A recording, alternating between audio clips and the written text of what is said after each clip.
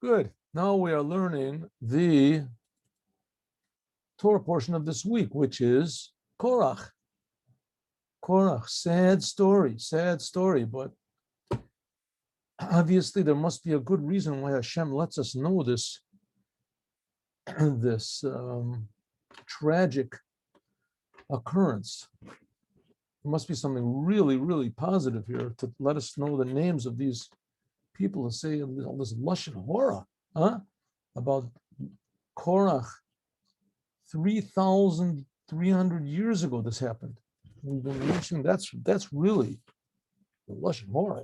He's mentioned something in a newspaper, and everybody knows about it, and that's terrible, bad things. Here, the Torah is telling us that this Korach did this terrible sin. So it must be that maybe it wasn't such a big sin.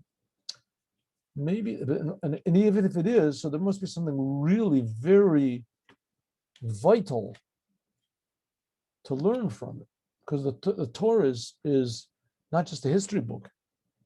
It is a history book also, but the Torah is not just a history book. It's primarily to teach us how to live our lives. That's what Torah is.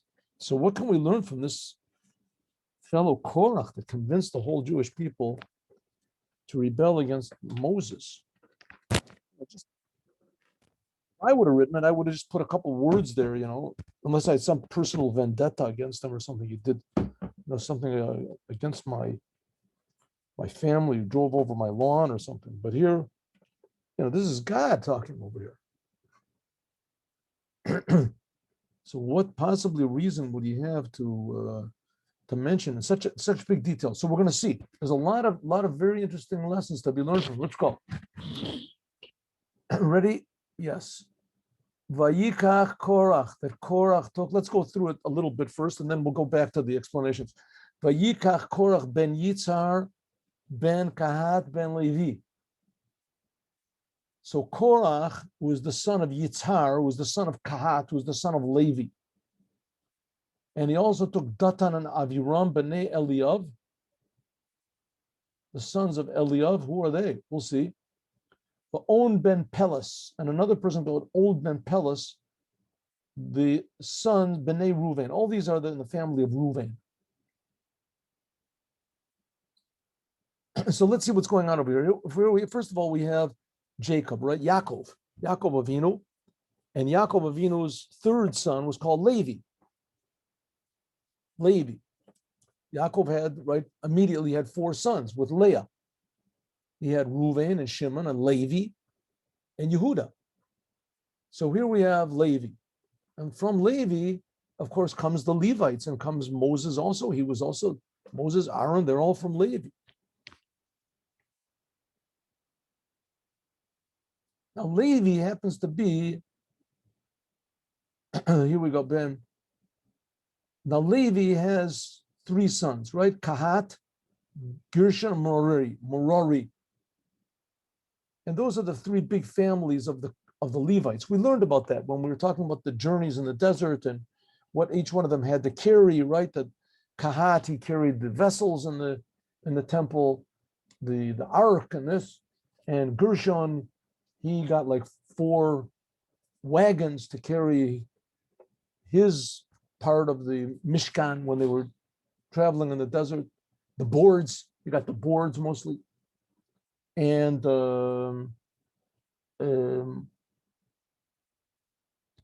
that was Gershon.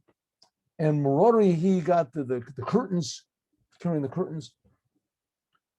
So here we got Kahat. Kahat, that was like they were the most important ones because they carried the ark and all those other things. So here we have Levi. There's Levi. It didn't mention Yaakov. Why doesn't it mention Yaakov? Well, we'll see why. Rashi explains it. So we have Levi, and he gave birth to Kahat. That was one of the 3 sons that he had, Kahat, Gershon, Merari. And Kahat, he gave birth to 4 sons. And Yitzhar was one of them. Now, the sons of Kahat, there were 4. There was Amram, Yitzhar, Chevron, and Uziel. That were the 4 sons of Kahat. Amram, Yitzhar, Chevron, and Uziel. That's the names.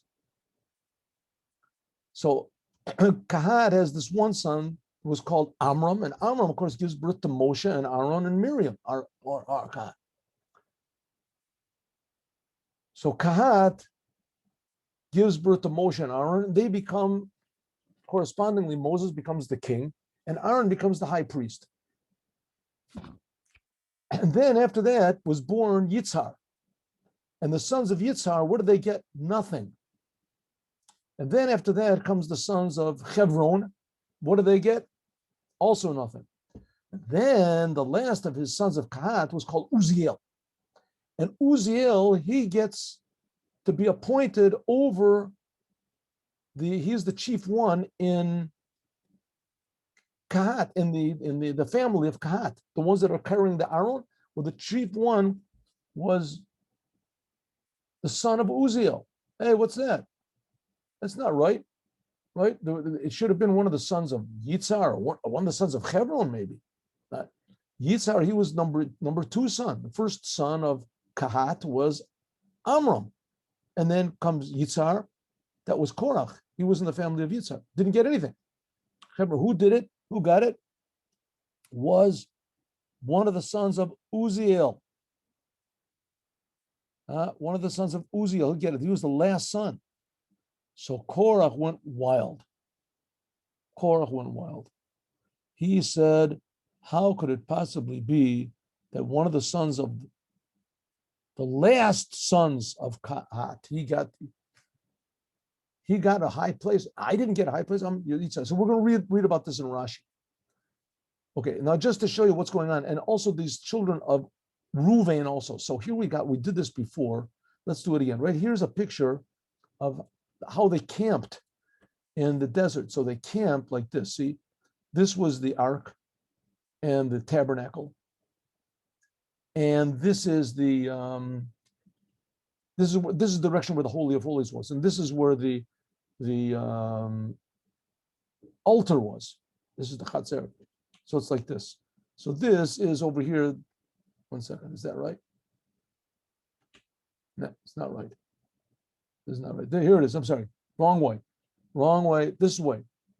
You'd come into the Mishkan from here, from this side. This is the east side. You come in here.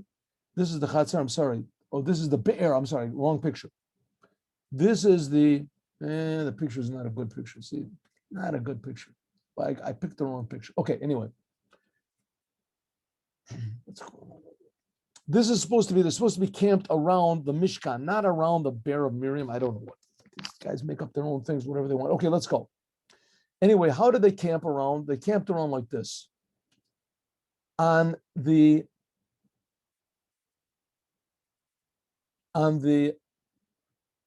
south side, but if you're coming in this way, on the south side is Kahat. He's camped right around the Mishkan. This is where the Mishkan should be. I don't know why he put it over here. Bad picture. Okay. Mishkan. This is where they camped on the south side. Also, the tribes also camped around, but they camped around further. Who was nearest on this tribe on the south side was Reuven. Was the what was called the encampment of Reuven. With Reuven was also Shimon and Gad together. So here we got the family of Kahat. They made this rebellion. This is where Korach came from this, right? The family of Kahat or Uziel. So he was the one that was angry. Over here, Kahat.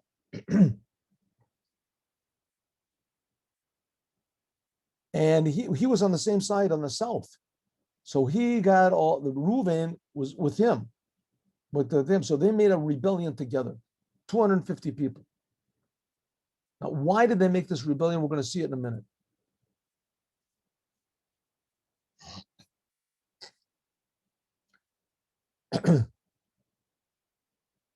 So it says that they took, there we go. Next, we'll go back to the explanations a little bit. I'll tell you a little bit what this time I know. A lot of beautiful explanations over here. Moshe, they took in front of Moshe, Anashim b'nei Yisrael, 50 250 people. 250, who are these 250 people? Nisiyei Eda. These were the heads of the congregations, Kriyei Moed, the people who are always called to the Oil Moed, Anshe Shem, famous people. And he explains who they are. Let's see if the Rashi is over here. No, it's not. It's over here. Rashi says these were the heads of the Sanhedrin. What did he do? He went around to all the 11 tribes. He was Korach, so he didn't get. So he went around to all the 11 tribes. The Yosef was considered to be one. So he went around to his 11 tribes. From each tribe, he took, here, let's see, where it is this? It says, Rosh Sanhedrin. Where is it? We'll get to it later. He took from each one the choice people, the Sanhedrin, the big court of each and every tribe, 23 people. So he took 23 people from 11 tribes. Right? What's 23 times 11? 23 times 11 is 253. So there was 250 and 3 left over. Those are the leftover from Reuven, Datan and Aviram. Datan and Aviram were always troublemakers. Datan and Aviram and Eliav and On ben Pelas. Who was On ben Pelas? How did he get stuck in there? We'll find out about that later. Datan and Abiron and On ben Pelas, they were all from the tribe of Reuven. And like I showed you before, because they were next to the tribe of where Korach was camped, because they were on the side of Kahat, like I said, on the south. All right, so let's see what they did. Let's see what they did over here.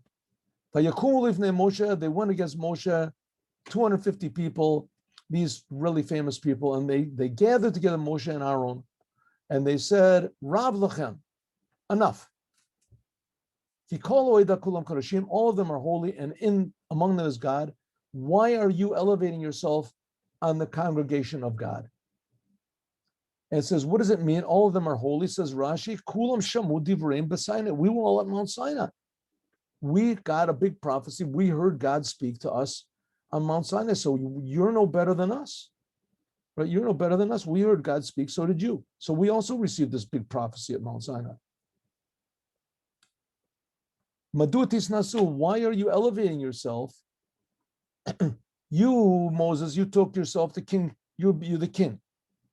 You shouldn't have taken. So you shouldn't have taken everything. You took for your brother also to be the Kohen. Lo atem levadchem. You're not the only people that heard on Sinai. I am God, your God. Everybody heard. So he explains like this. Okay, let's go a little further and we'll see what's happening. So meanwhile, he's getting everybody all angry, right? He's saying, Moses, you're taking undue power. Either you or Aaron, give up your position. Now, interesting, Rashi doesn't really say this in the beginning. He says that the whole argument is on this thing that I talked about the tribe of Yitzhar. He says, what he took Elitzaphan ben Uziel. Where is it? Here, Elitzaphan ben Uziel. So he got a son, the son of Uziel, that he was, like I said, that was the last of the 4 sons of Kahat. The last of the 4 sons of Kahat was Elitzaphan. And his son, the son of Elitzaphan, he was the one that was chosen to be the leader of this family of Kahat, right? How could that be? And now what happens is Korach, he has to look all the time at this person leading him. And this person who's leading him, he's the son of a later son. He's a grandson of Kahat, but from his 4th son. And Korach, he comes from the 2nd son.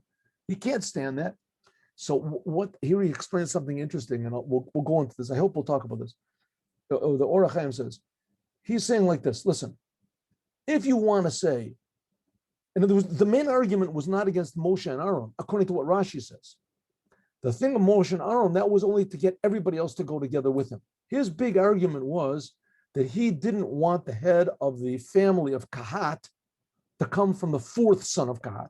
He wanted it to come from at least the second son of Kahat, which was him. He was from the second son of Kahat. Right? He was from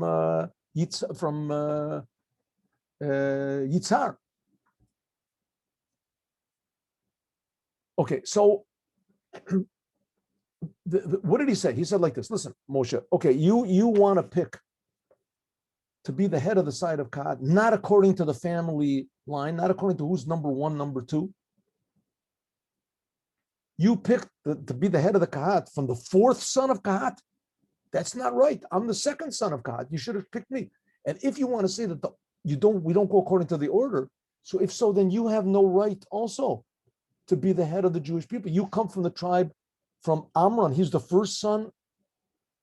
The first son of Kahat is Amram. And you want to claim that you have some sort of a right because you come from the first son? So you see, that's your claim is no good. I come from the second son. I should have been the head of the tribe. You instead book somebody from the fourth son. If so, the whole order is totally unimportant, and therefore, how can you and your brother be the big leaders? Because of what? Because you come from the first son of Kahat. I come from the second son, and I didn't get anything. Instead, you picked up somebody from the fourth son. So therefore, he was a troublemaker. Kahat was a trouble, but it was a very successful one. We're going to see what happens. Let's go a little further. Moshe. They stood up in front of Moshe, 250 people, and they said, why are you elevating yourself over the congregation of God? Everybody is holy, right? You're not the only holy ones. Before, when you took us out of Egypt, so you were the leader. Then you got the Torah. Then, you went up on Mount Sinai. You got the leader. You're the leader. But now it's after Moses. We don't need you anymore. We went out of Egypt. We don't need you anymore, right? We're all holy. We all got the same revelation. So, thanks a lot for all the good work you did. And, maybe give him a gold watch or something. But that's it, Moshe. You're finished. That's what his claim was. Vayishma Moshe heard. Vayipol al panav. Moshe heard and he fell on his face. Let's see what Rashi says. Why mipnei machlokas? He fell on his face because of the argument that was starting up. Shekavar ze biyadam sirchon revi. This is already the fourth time that they made rebellion against Moshe. They sinned with the golden calf. Moshe got mad. They sinned with the mitonanim. Right? It says that the people were praying to God and there was a big plague and Moshe prayed and he stopped it. Then they sinned again with the Meraglim, with the scouts. Remember just last week? And Moshe said, Hashem, Shimu, Mitzrayim, Moshe stood. God said, I want to wipe everybody out. And Moses said, the Egyptians are going to hear what's going to be. It's a disgrace to your name if you kill them all. The Egyptians will think that the kings of Israel, of Canaan, are too strong for you. And finally, now the Machlokes of Korach, that's the fourth one. Nitrash lo yodav. When this came, Moshe, he couldn't argue anymore. Mashal ben Melech, this is a comparison to Ben Melech, Shesarach al Aviv, that he went against his own father. Upayas alavo avo. And he had a good friend that came and said, listen, your son really, he did a bad thing. He admits it. He's really sorry. It won't happen again. Pam b'sheni shlisi. Then the second time. Then the third time. Kishasarach Ravi, when his son, the fourth time, right? Mishrash li yadei ohavahu. Then he couldn't do anything, right? The first time the son burns down the post office. And the second time he steals 10 cars. And the fourth time he robs a bank.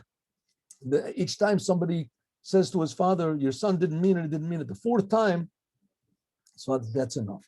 Omer ad Masaya Triach ala Melech. How many times can I go to Hashem and ask him? Maybe he's not gonna. That's what he means. He fell on his face. Moses said, I ran out of excuses for the Jewish people. What can I do? Let's do the Ramban. Very interesting. Vayipol panav. It says that he fell on his face, that Moshe heard and he fell on his face. But the claim was against Moshe and Aaron. They came to Moshe and Aaron. Why only Moshe fell on his face? Says the Ohr HaChaim, a Kadosh. I'm sorry, the Ramban, who is also a Kadosh, but for some reason they don't call him a Ramban, a Kadosh. It says about the Ramban that he is the last of the Kabbalists. Where is this? Where did I do? I see it. The Ramban says, "Velo vayiplu." It says that he fell on his face, not they fell on their face, because Aaron, b'mosro b'kedushaso, in his holiness, lo ana davar, he kept quiet. B'chol machlokas, in this whole entire argument, he knew that his whole the job and his purpose in the world was at stake. But nevertheless, he didn't say anything. Vayehi kam macharish, he was like, how do you want to say, a person that was totally mute. Ukamode shemailas Korach, and it was as though that he was even willing to admit that the greatness of Korach was greater than his. Korach was in the family, right? He was one of the sons of he was a grandson of Kahat from the first son, from Amram, and Korach was from the second son. So he said, well, maybe Korach is greater than me.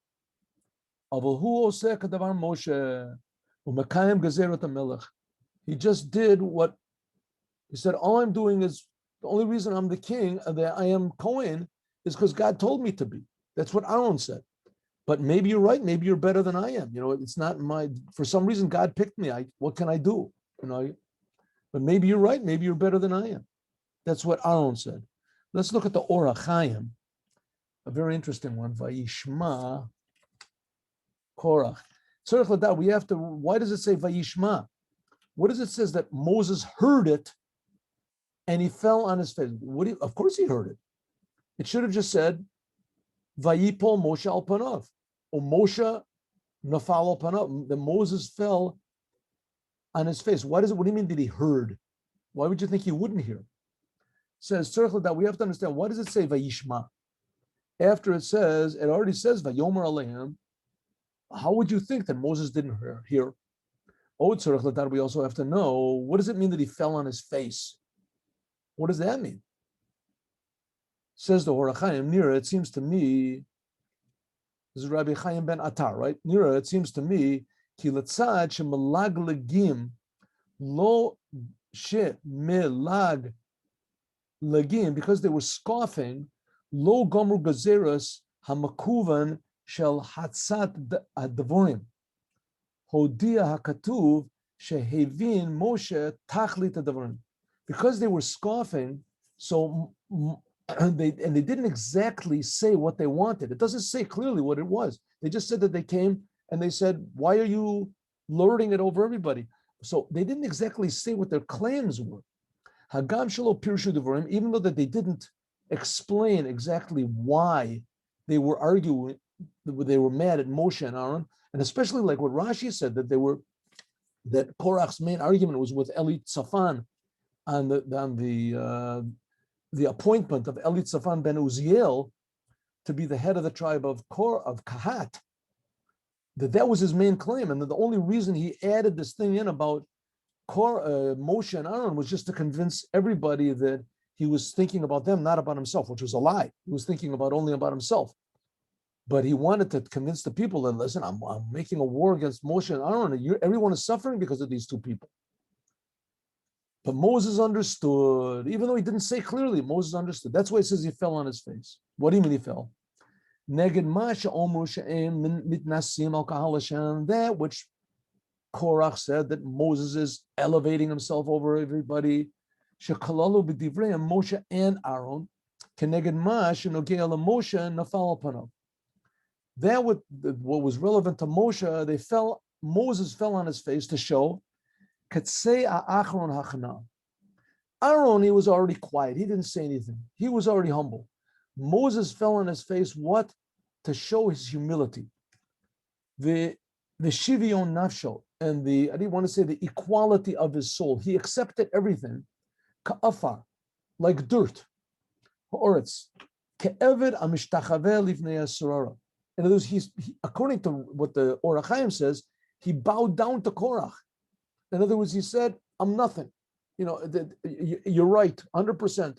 The only reason that I'm the leader is because God told me to. I didn't take this position on my own. I didn't want the position. In the beginning, I refused to take it. I didn't want it by the burning bush. And now the only reason that I'm the leader is because God is forcing me to be the leader. You want to be the leader? Maybe you're right. It could be that you're right. Obviously that you have a claim against me. This also comes from God somehow or other. Ukeneged gedolat Aaron Omar.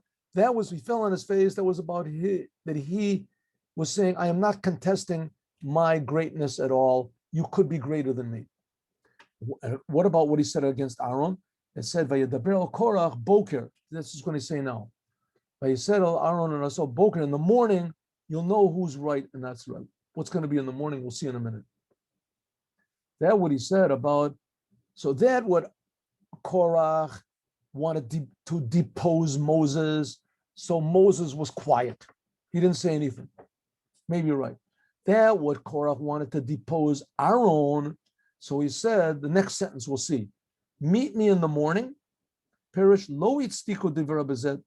Now you're not right. Ad shit bechinu im mimeni yetzoa devorim im Hashem yetzoa devorim. In this one, you're not going to write. In this one, we're going to have a contest. In the morning, what was going to be the contest? Moses is going to say, everybody take, you fellows, you take fire pans, these pans, and put incense in it, and we'll burn incense to God. We'll see which one the God accepts the incense. Right? It says, let's see what he says. Moses said to Korach and his whole congregation, said, listen, in the morning, God will know the one that he's chosen and who is holy, and he'll bring the one that God chose, he'll bring it closer to him. And the one that the et asher yivchar bo, and the one that God chose, he'll make come close to him. The one who's holy, he'll make come close to the one he chose. This is what you do. Everyone take fire pans, Korach and others so, and put on them fire and put on them incense. And tomorrow we'll see who is the one that's right. You, enough for you, B'nai Levi. Enough for you, the sons of Levi. And what happens, we're going to see tomorrow that we're going to go back a little bit. They're going to do it, and it's going to be a terrible repercussions from God.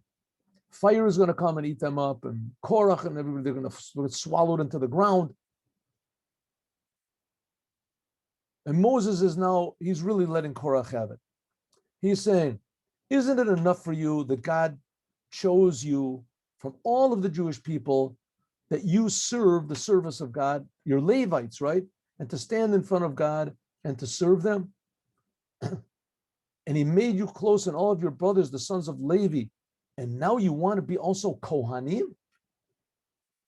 Therefore, I'm saying to everybody, therefore you and your congregation, you're all making trouble for God. And Aaron, what did he do that you have complaints against him? And Moshe said, we'll see. So they separate. Then Moshe sent to Korah, Datan and Aviran, the sons of Eliav, and he said, come, you're with these Levites, come also you. So they said,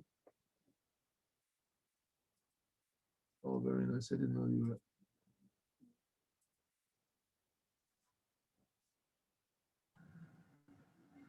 I'm sorry, I didn't notice that you people were trying to get in. I have to accept your coming in. Okay, good. Here we go. Moshe called to Datan and Aviran, and they didn't come. Now ask a question, what happened to On ben Pelas? We had On ben Pelas. What happened to him? So it says that his wife, let's see if we can get to this. His wife said to him, what are you doing, On? And he said, I'm with Korach the whole way with Korach. And she said, what type of a stupid thing? I mean, no, whether Korach wins or Moses wins, you're not going to be, number one. What are you gathering into this thing for? And it says that On Ben Pelas's wife, she went out in the entrance of her tent, and she said to her husband, wait inside. Wait a second. As soon as Korach and all the people came, because Korach went around to everybody and was convincing them to go against Moshe, and he succeeded. All of Israel was against, even the Levites. Everyone was, except for the women, but everyone was against Moses. The women didn't make any trouble for Moses in the whole time. So she sat in front of the tent, and she uncovered her hair, and she sat in a not sort of a modest way. And Korach and all these people, they were really religious people. They were really datiyim, they were really religious. And they said, oh, this is really terrible. We can't go into this tent. And so they turned away. So it ended up that because of that she saved her husband. Oh, we'll look at one of them portion later, and we'll see that.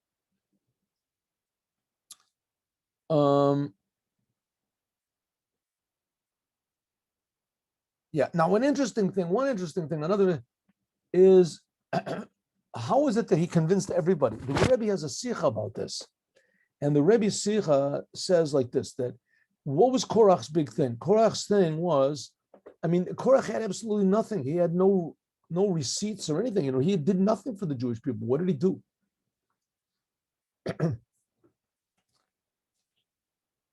And Moses did everything for the Jewish people. He was the one. So the Rebbe says like this: the Korach, he wanted to provide for the Jewish people something that Moses could not provide for them, and that was what freedom, independence from God, freedom from for God. Moses's thing was you always have to be serving God all the time. That was Moses's. You always have to serve God. Everything you do, you have to be serving God. You always have to be doing more and working more and trying more and learning more Torah and improving yourself. And you have to be, main thing is serving God. You have to do it for the sake of God. Everybody.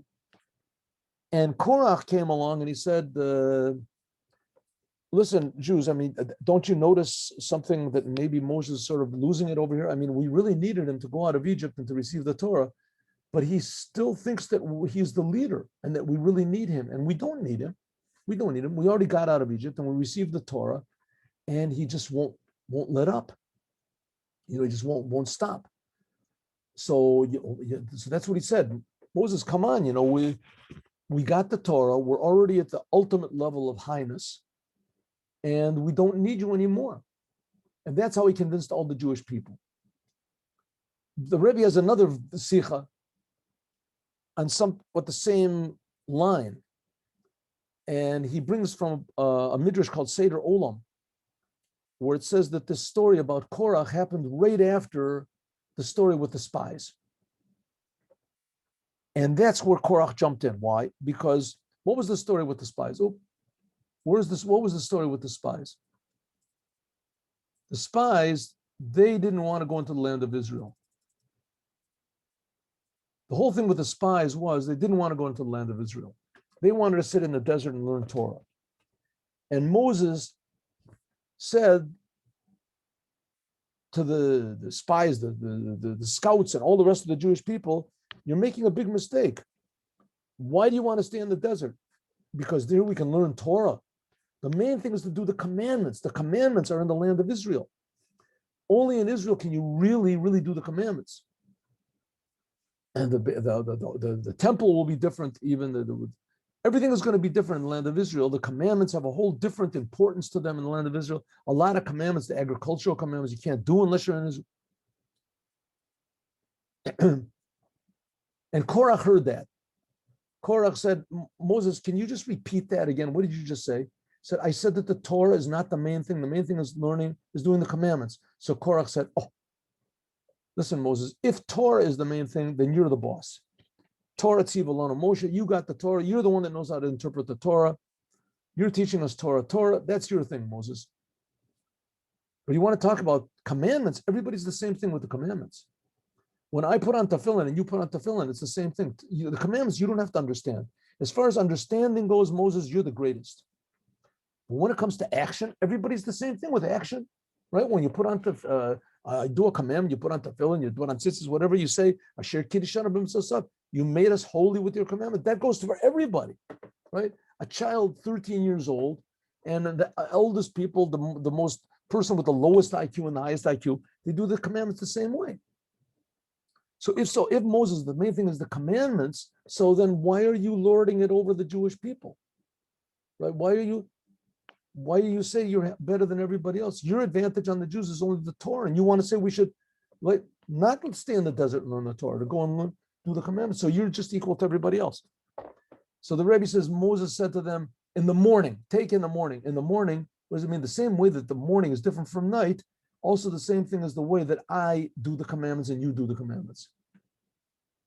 Even the way I do the commandments, my attachment to Hashem and my realization, the blessing that I bring down is greater than what you do. That's what the Rebbe says. And that's why they went in the morning, the Korach didn't believe it. Okay, let's go back a little bit. Just go back a little bit and we'll learn some of these beautiful maforshim over here that we got. We didn't get yet to the actual swallowing up, the ground swallows them up and a fire comes down. Okay. Here, let's see, Vayikach Korach. Let's see how much we can get done. Vayikach Korach, Parsha Zu Yafa Nidreshet. This whole section of the Torah is learned out very well in the Midrash Rebbe Tanchuma. Vayikach Korach, what did he take? Korach took. What did he take? Doesn't say what he took. It just says Korach took. Who is Korach? The son of Yitzhar, Koaz, Ben Levi. What did he take? It says, what did he take? He took he took himself to one side, separated himself. To be separated from the whole entire congregation. And he complained about being a Kohen. Vayikach means he's separated. He separated himself from everybody else to hold on to an argument.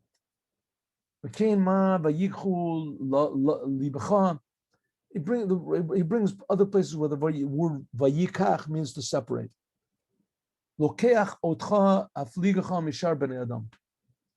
That's one explanation. Another explanation. Vayikach Korach, Mashach Rosh Sanhedrin. He took the heads of the Sanhedrins, that in them were Shebhem, that he took all the heads of the Sanhedrins in each and every tribe. Like I said, 23 people from 11 tribes. Kachat Aaron. That's what he cooked. Kach means he took. He took the heads of the Sanhedrins. Altogether, there was 250 people, 253. And the extra 3, Ben Yitzhar, Ben Kahat, Ben Levi. So he said, Korach was the son of Yitzhar, and Yitzhar was the son of Kahat. And we said that Kahat had 4 sons, right? Kahat had 4 sons, Amram, Yitzhar, Chevron, and Uziel. He was the son of Yitzhar, the second son of Kahat. And Kahat was the son of Levi. Levi was the son of Yaakov. Why didn't it mention Jacob, Yaakov? The Yaakov bikesh rachamim al atzmo. Yaakov requested mercy on himself, shelo yizkor shemo ala machloket, that he wouldn't be mentioned in this Torah portion for all eternity on this this big argument. Shene'amar, like it says, b'kahalam al techad kabodi, like it says when the blessings that Yaakov gave to his sons when he came to Levi, Shimon and Levi. So it says to Levi gave the blessing. It was up. It said, "My name will not be associated with their group, with a group of Kahat." Hechan, where is mentioned? Yes, mentioned. Al Kahat, where?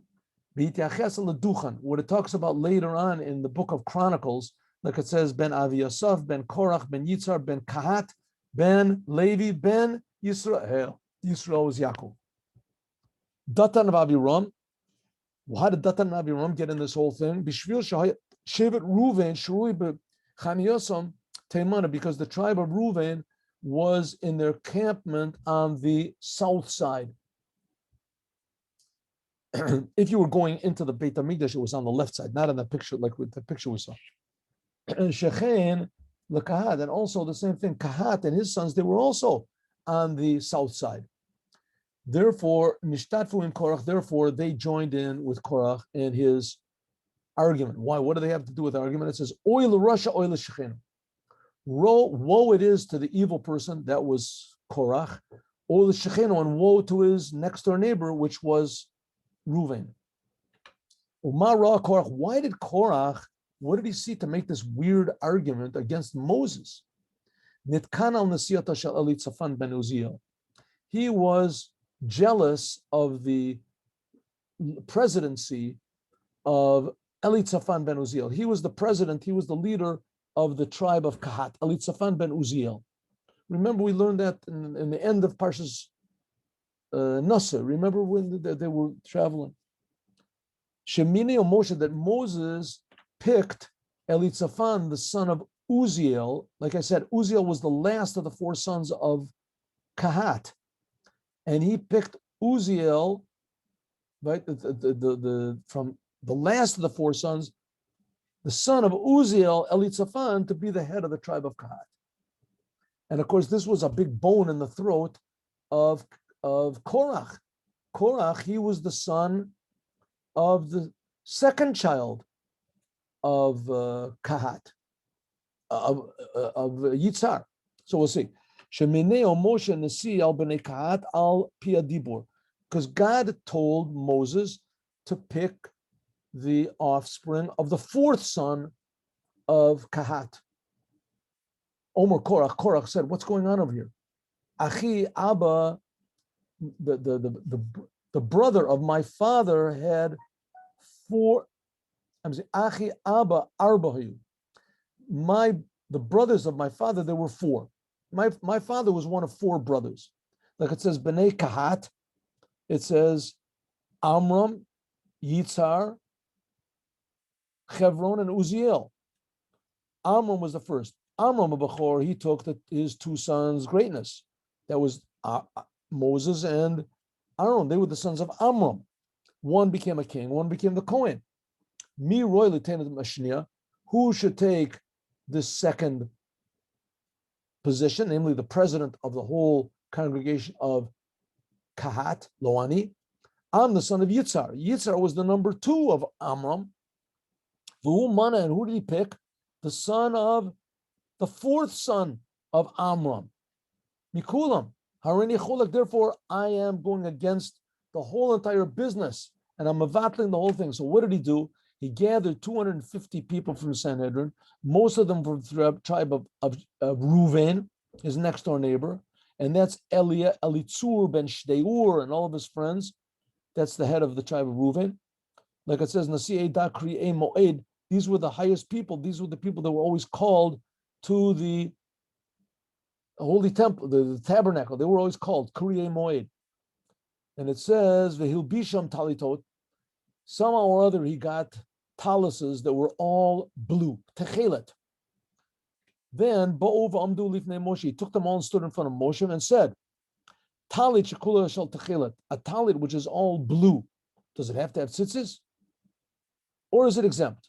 They said, of course it's obligated. Hitchil Yitzchok, they all started to laugh. Efshar talit, could it be that a talit that has all blue, that has to have one more blue strand to exempt it?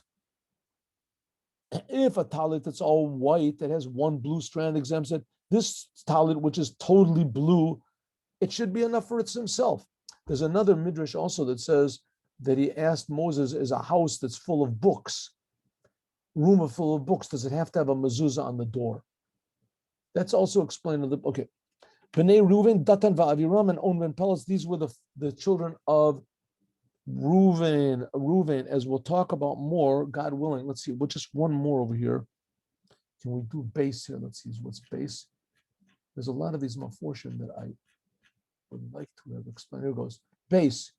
Bal HaTurim, Vayakumo. It says Vayakumo in front of Moshe, Anashim Bnei Yisrael, the people of Bnei Yisrael, 54. Oh, by the way, did I say in the middle of the class? I did not say.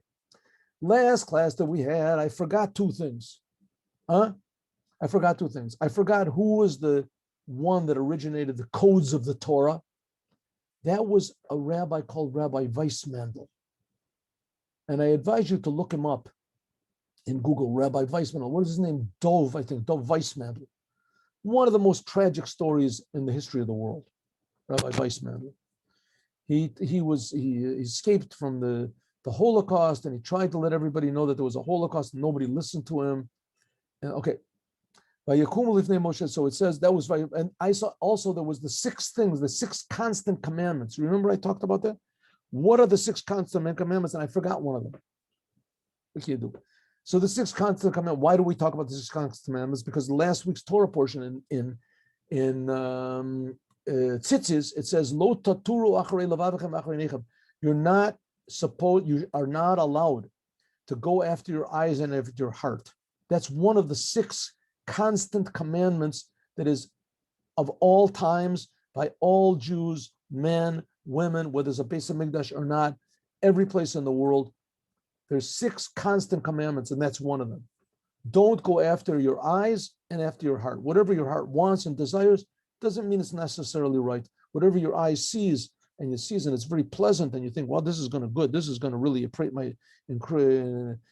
do me they'll be really enthusiastic about Torah and the commandments. I'll just do this one little thing. Don't do it. Think about it first. Don't go after your eyes and after your heart. Could be it's good. Could be it's good to what you want to do. Could be, but it could be not, and probably not. So you have to think about it.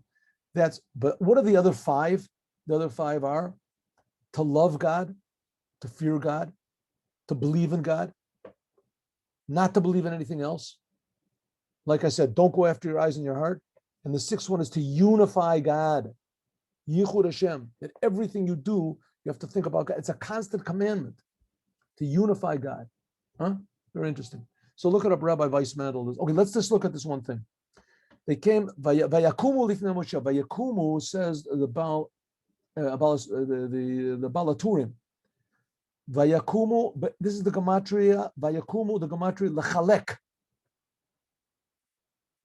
This is also 250. This is 250 Rashayim, evil people near Rashayim Yadu'ucha, should know you.